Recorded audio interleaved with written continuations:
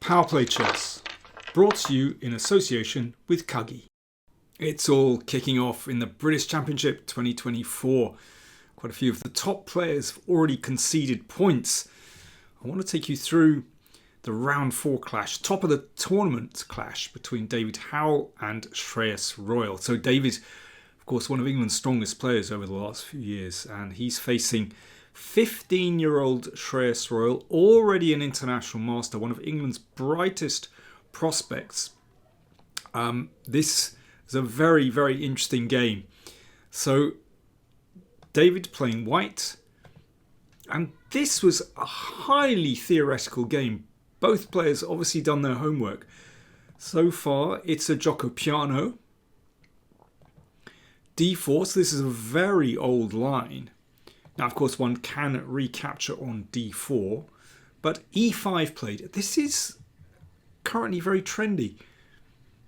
d5 is the correct move here. If you play knight e4, that can lead to disaster. My database supplies a game played in 1822 by the legendary John Cochrane, where he checkmated in no less than 13 moves. Watch this one. There you go. Quick knockout. So basically in this position, black should play d5. That's the best move. As I said, hundreds of games have been played by top players in this exact line over the past few years. It's really become very trendy indeed. So basically, white has established a very nice pawn centre with this pawn on e5. Now, if white can quell black's piece activity and maintain this lovely pawn centre, then it's going to be possible, perhaps in the long run, to develop an attack on the king, because that pawn on e5 carves out territory. So what black is trying to do is get some pressure on white's position. So the moment there's pressure on d4, nice pin there. The knight is also very awkward. And also, you want to try and break up this pawn centre with f6. So this is the basic struggle in the position. And of course, white has yet to castle as well. So queen c2, attacking this one, which is defended by the bishop. All highly theoretical. Literally hundreds of games have been played by very serious players just over the past few years in this line. So this one attacked, knight e7. Finally white castles and c6, and the bishop comes back. So both players really know their theory. In fact, Shreyas had exactly this position in a previous game. I'm sure David must have known that. Carlsen, for example, has played queen d7 in this position, just to show you, top players have played like this. But Shreyas played knight f5. Seems reasonable to put pressure here. And this is exactly how he played before. And he took on e3 and played knight g3. Now, in this previous game, his opponent played rook fd1. But after this, Shreyas already had a very good position. The king is not well placed on this diagonal. And basically you can see that there's too much pressure here. And that pawn is weak. And after this, well, already white resigned. Okay, an absolutely crushing victory. But David was ready. He exchanged on g6. I assume he would have known of that previous game. In fact, there are still a lot of games played in this position. And rook e8. So I think this is basically the first new move in the game at move 19. And the same basic strategy applies for both players. If white can consolidate this nice pawn setup, this pawn chain in the middle of the board, and perhaps swing across to the king side, then white is doing very well. Black's task is to attack that centre with a pawn break, perhaps c5, perhaps f6. There are a few drawbacks at the moment with f6, queen g6, but that's the sort of basic idea. I should say that queen d3 is the machine's choice here, guarding this pawn, keeping an eye on this one, perhaps stepping out of the way of the c-file. But it's subtle stuff. a4 played instead, which might just distract black sometimes. Rook c8, so that's perhaps preparing c5. Queen b3. So looking perhaps at d5 in case c5 is played, but also looking at the b7 pawn. And with the queen away from this diagonal, Shreyas decides to play f6. But this is a move with consequences, because g6 is weakened. The king is slightly weakened. However, if black can get through, for example, to this pawn, then black might be doing quite well, and that knight is certainly very annoying for white on g3. So queen c2 comes back and attacks this one. And, you know, this already looks extremely dangerous, attacking the knight and knight g5 happening. So knight f5 blocks that one, also potential attacking this one. And now g4 is an uncompromising move. So again, if this knight moves, then the queen comes in, and this is tremendous for white. The knight could drop back, defending the pawn, but it's a passive move. I think after, let's say, rook f1, I think white is doing extremely well. You can see that, you know, an exchange here is just going to help white no end. And white is building very nicely on the king side. That's exactly what white wants. But Shreyas realised it's a now or never moment. If you back down in this position, it's just going to get worse and worse. So he sacked a piece. Very brave, but well, I think very sensible actually. And after pawn takes e4, really interesting. So this pawn shuts out the queen, that's one thing. Opens up this diagonal. Attacks the knight. Now where should that knight go? Tricky decision. Now David decided to put it back on e1. That's, you could say, a safe option. Knight e5 is extremely tricky. The computer prefers this, but this is very hard to calculate. You know, you have to look at moves like this. I mean, this is already quite terrifying. The computer believes that white is okay here, but that's not obvious. There's also rook takes e5, which is extremely tricky, and like this. I mean, black obviously has some compensation, but I think the key idea is this. Knight takes d5, and white exploits the pin and knocks out that important centre pawn. So knight e5 looks really risky. It's the correct move according to the computer, but David played the knight back to e1, which looks correct because, you know, remember, white is a piece up here, and that knight might just defend the king. However, queen h4. So white's queen is a long way from the king side. That's a problem. Knight e2.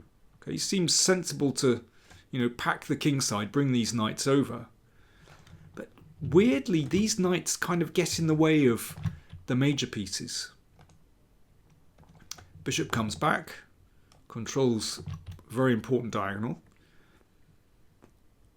And now f takes g6. The computer prefers this, but I mean, this is still, black has tremendous compensation here actually.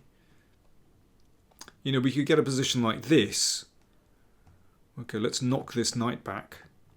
You can see that pawn sort of controlled both these knights. And, you know, black is ready to swing this rook up the board. Tremendous attacking position. Now, white can do better than that, but still, I think it just shows how difficult this position potentially is. I mean, trying to find the right moves here when you're defending, really difficult. This one is definitely a mistake. Rook e6. swings up the board.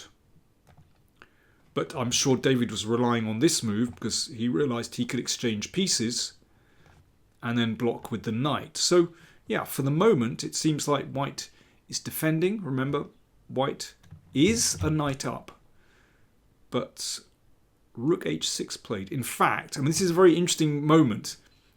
Rook h6 looks so natural, and of course it's not a bad move.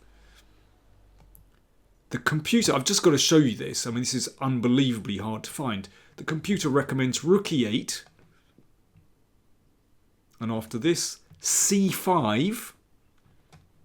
So this opens another front, basically, in the middle of the board. And if that's taken, rook e5. Swinging across to one of these squares. And that's game over. I mean, it's an unbelievable continuation. I mean, white can do other stuff, but wow, what an idea. I mean, rook h6, of course, completely natural move. And here, rook f1.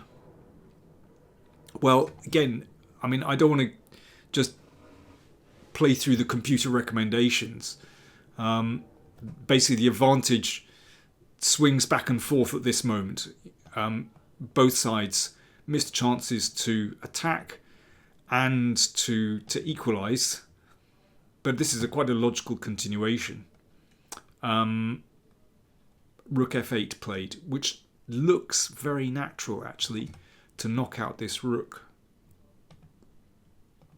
I should say that David was running short of time. Shreyas had more time. So the threat is to play rook f6, check, and when the king moves away, the queen takes the rook. So David defends by playing king f1, which means that after the check, the knight comes to f4 as the pin is broken. Queen h3 check. Right. Here's where I'm going to leave it to you. White to play. What is white's best continuation? In this position, white can still hold the game. Unbelievably difficult to see this, but I'm going to give you a chance. So white to play. How can you hold the game here? A little bit of calculation is needed. And of course, when you're short of time, very hard to calculate. You've just got to guess, and that's not calculation. Anyway, I'll have a drink, you have a think. White to play and draw. Cheers.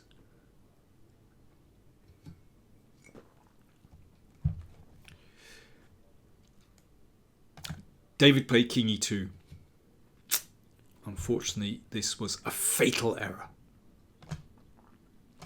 The correct move is rook g2. Now, why is this correct? Well, after queen takes e3, this is the key variation, it looks like white's position is collapsing. But now comes rook takes g7 check. The queen swoops down and it's perpetual check. The black king simply cannot escape. We can go round in circles for ages. But basically there's no escape. It's just a draw. But not easy to see when you're short of time. So king e2 played. And now the players have reached move 40. And after this, black picks up the rook. So now we've got a queen and pawn endgame where this pawn, this beautiful protected passed pawn, is the key pawn in the game, and white simply can't match that. However, queen and pawn endgames are really difficult. So easy to go wrong. And there's a very instructive moment here. So that queen cleaning up in the middle. Now, how do you play with black in this position? I think it's clear that pushing the pawn straight away simply leads to a draw by perpetual check. So black somehow has to remedy that problem. Shreyas plays a move which is really cool, very calm indeed. I really like it. King f7, this is excellent technique.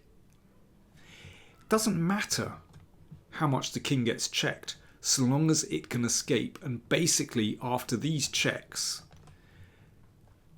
the king is going to run up the board and run round the other side and get protection from cover from the queen and the pawns, and then it'll be safe to push this pawn. That's roughly what happened. So if queen d6, for example, king f5, the king is just coming round the corner. Black is fine. In the game, this happened. Okay, again, the king threatens to come around here. So queen g5. If queen g6, you can just put the queen in the way. That's fine. And this is the game continuation. Lots of checks. And the king runs round the other way. Gets cover from the pawns. And finally, it's time. Once the king is completely safe, it's time to push that e-pawn. And there really is no defense here. So let's just see how the game finished. In fact, white king almost gets checkmated here. Not quite. But, I mean, this one isn't too difficult to see. Lovely king march. Very typical of queen endgames. So the pawn is ready to queen. And that was the precise finish to the game. Because after king b4,